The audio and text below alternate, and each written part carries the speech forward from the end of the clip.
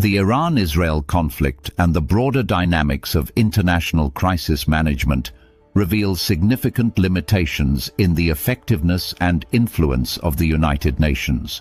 Despite its foundational goal of maintaining international peace and security, the UN's role has often been constrained by the geopolitical interests of powerful member states, leading to a perception of ineffectiveness, especially in highly sensitive conflicts.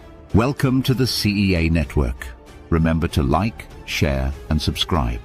For the past 2 decades or more, the United Nations has demonstrated limited engagement and selective intervention.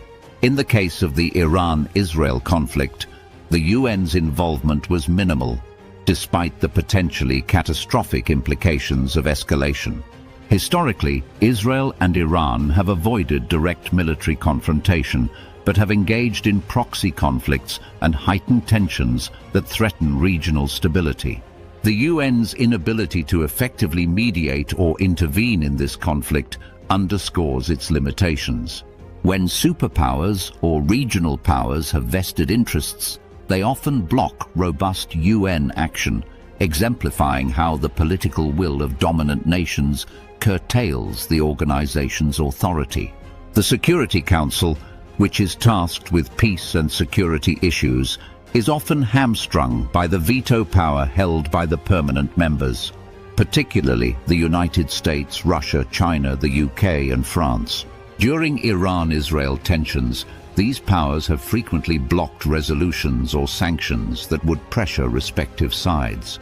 This veto system effectively renders the UN powerless unless the interests of these key players align, a stark contradiction to its purpose of impartial peacekeeping. Over time, the UN's capacity to address crises has diminished compared to its early mandates. The League of Nations, the precursor to the UN, was established with high hopes, but lacked the power and unanimity necessary to enforce its resolutions, leading to its dissolution.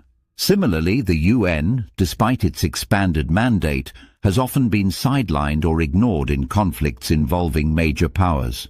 The Syria crisis, for example, saw limited UN intervention, and the ongoing Israel-Palestine conflict exemplifies how geopolitical interests override international consensus.